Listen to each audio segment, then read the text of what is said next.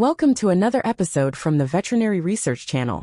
Today, we delve into a fascinating study published in the Journal of Veterinary Internal Medicine in 2024, which offers valuable insights into Bluetongue virus disease in hospitalized sheep. This research, conducted by Lisa Gamsjager and Munash Chigarwi, aimed to enhance our understanding of how this viral disease presents, how it is managed medically, and what the outcomes are for sheep requiring intensive hospital care. Bluetongue virus disease is described as an arthropod-borne orbovirus disease that can affect not only sheep but also goats and cattle. The primary mode of transmission is through the bite of midges, belonging to the genus Chelicoides. However, the study authors also point out that the virus can spread through other means such as direct contact, mechanical transmission by ticks and hypodermic needles, venereal transmission, and even from mother to offspring.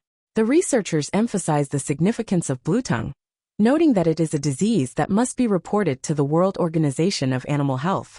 This disease has a global presence, having been reported on every continent except Antarctica. Within the United States, Bluetongue has been documented in numerous states. Scientists have identified at least 28 distinct serotypes of Bluetongue virus, with the discovery of even more potential serotypes since 2014. The severity of Bluetongue disease can vary significantly, depending on the specific strain of the virus, with sheep being identified as the most susceptible ruminant species. Certain breeds of sheep, such as European fine wool and mutton breeds, are known to be more vulnerable to Bluetongue infections compared to indigenous breeds. Even within breeds, variations in susceptibility have been observed. The clinical signs associated with Bluetongue disease are diverse and can include fever, nasal discharge, congestion of the mucous membranes in the nose, mouth and eyes, facial swelling, severe erosions of the mucous membranes, difficulty breathing, inflammation around the coronary band of the hooves leading to lameness, a bluish discoloration of the tongue which gives the disease its name, abortion in pregnant animals, and in severe cases, death. The economic repercussions of Bluetongue disease are substantial, encompassing the costs of treatment, animal losses due to death or abortion, reduced weight gain, the implementation of control measures, and restrictions on trade. Consequently, ongoing research efforts are focused on developing effective surveillance programs and vaccination strategies against Bluetongue virus. In the United States, the commercially available vaccine recommended for use in sheep specifically targets serotype 10. However, the study highlights a crucial point. Cross-protection between different serotypes of Bluetongue virus is generally rare. While previous research has described the clinical and pathological findings associated with specific Bluetongue strains during outbreaks or experimental infections, the authors noted a lack of comprehensive information detailing the clinical presentation, medical management, and outcomes of sheep that are hospitalized due to Bluetongue virus disease. This knowledge gap hinders our understanding of how to best care for individual animals requiring intensive treatment and their chances of recovery. Therefore, the researchers embarked on this study with the primary objective of addressing this gap. They specifically aimed to describe the characteristics of hospitalized sheep with Bluetongue, including their history, clinical signs, and laboratory findings. Furthermore, they sought to detail the medical treatments administered and the resulting clinical outcomes. Finally, the study aimed to identify the Bluetongue virus strains most frequently associated with clinical disease in sheep requiring hospitalization. The researchers hypothesized that the overall prognosis for survival of Bluetongue in hospitalized sheep is favorable, and also suspected that the most commonly diagnosed strain in these cases might not be the one present in the currently available vaccine. To conduct their research, the authors performed a retrospective case series, evaluating the medical records of sheep diagnosed with Bluetongue virus disease at the William Pritchard Veterinary Medical Teaching Hospital at the University of California, Davis between 1989 and 2021.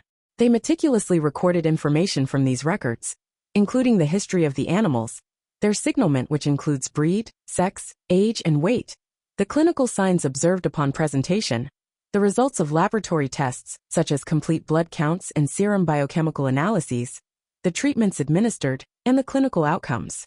The recorded history also included the month of diagnosis, any recent travel, and the vaccination status of the sheep against Bluetongue. The outcomes were categorized as either survival, meaning the sheep were discharged from the hospital, or death, encompassing both natural deaths and cases where euthanasia was performed. For any pregnant animals included in the study, information on whether they aborted or delivered live lambs was also noted. When available, the specific Bluetongue virus serotype identified in each case was recorded. The identification and serotyping of the virus were performed at specialized veterinary diagnostic laboratories. The study yielded several important findings.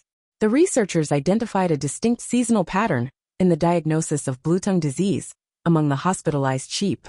The majority of cases, 43%, were diagnosed in the month of October, with diagnoses occurring from July through December. Notably, there was a significant increase in the number of diagnosed cases in the year 2021 compared to previous years. None of the sheep included in the study had been vaccinated against Bluetongue virus. A notable proportion of the sheep, 20%, had been recently purchased or had participated in livestock shows within 2 weeks prior to their diagnosis, suggesting a potential link between these events and exposure to the virus. The study population comprised various sheep breeds, with the Dorper breed being the most frequently represented, accounting for 34% of the cases.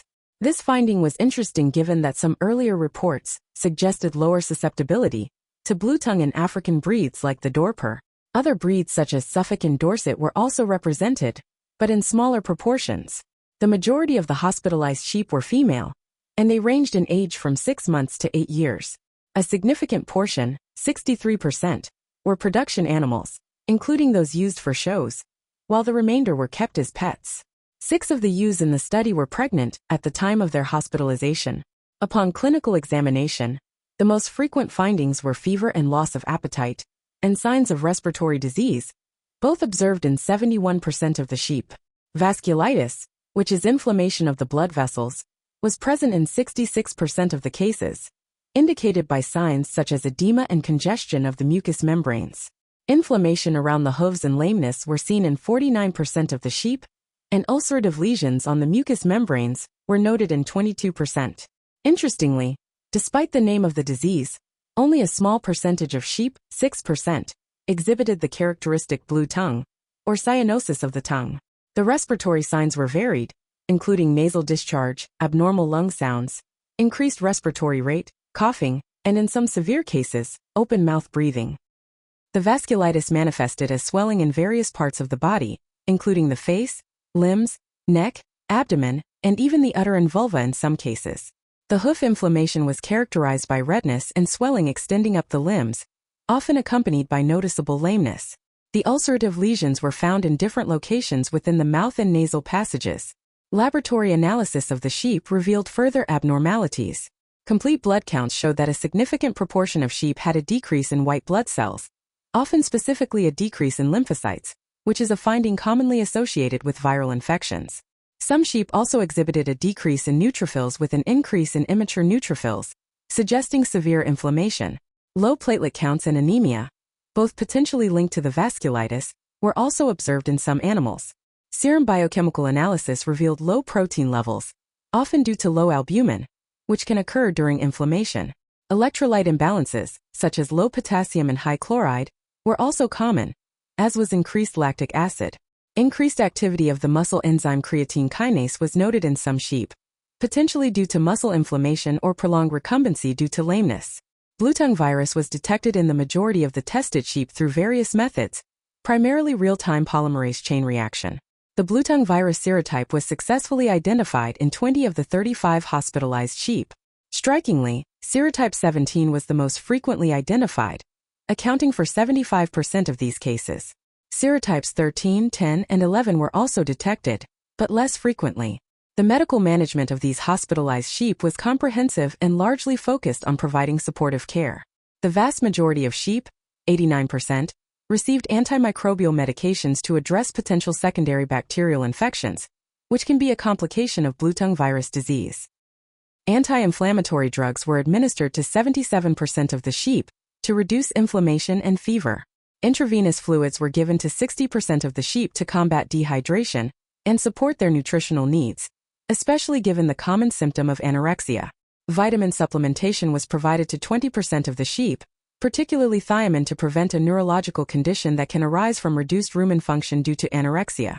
Some sheep also received medications to protect the stomach from ulcers that can develop due to stress, diuretics to help manage edema, and antioxidants to support the body's response to inflammation.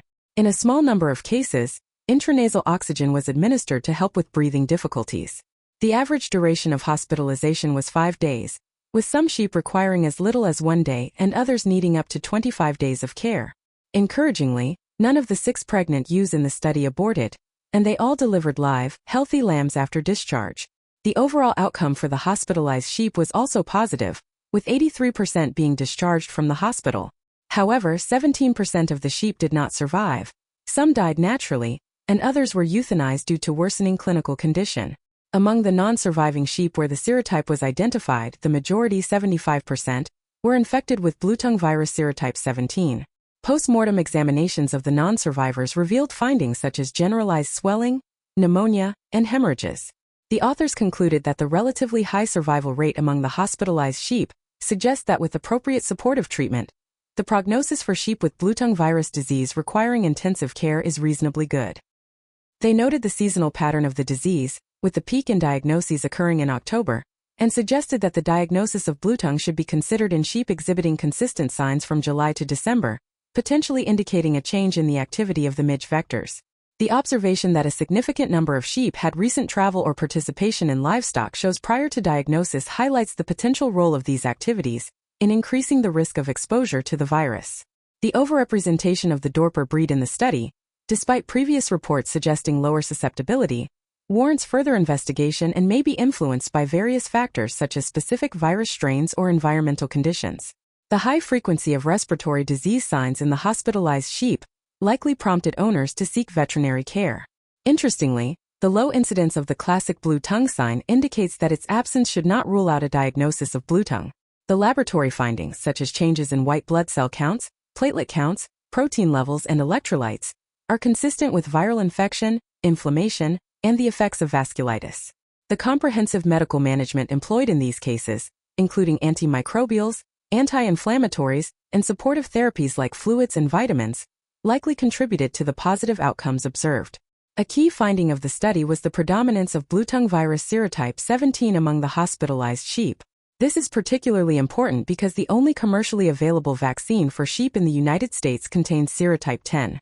The researchers emphasized the lack of cross-protection between different Bluetongue virus serotypes, highlighting a significant mismatch between the vaccine available and the serotype most frequently associated with severe clinical disease requiring hospitalization in their study population. They noted that experimental infection with serotype 10 typically results in mild disease in lambs, whereas outbreaks caused by serotype 17 have been associated with higher death rates. The higher mortality observed in the serotype 17 infected sheep in their study further underscores the potential difference in virulence between serotypes. Therefore, the study authors strongly recommend serotyping of Bluetongue virus in clinical cases to inform vaccination strategies and ensure better protection of sheep populations. They suggest that accurate identification of circulating serotypes is crucial for making informed recommendations regarding vaccine use. The authors acknowledge some limitations of their study, including the fact that it was conducted at a single veterinary teaching hospital, which might limit the generalizability of the findings to other geographical areas with different MIG species and circulating Bluetongue virus serotypes. Additionally, the relatively small number of sheep infected with each specific serotype prevented a detailed analysis of the association between particular clinical signs or survival rates and individual serotypes. The study population was also biased toward sheep exhibiting severe clinical signs requiring hospitalization, and therefore does not fully represent the spectrum of Bluetongue disease in the broader sheep population. Nevertheless, the researchers believe that their study provides valuable and practical information regarding the clinical presentation, management, and outcomes of hospitalized sheep with Bluetongue virus disease.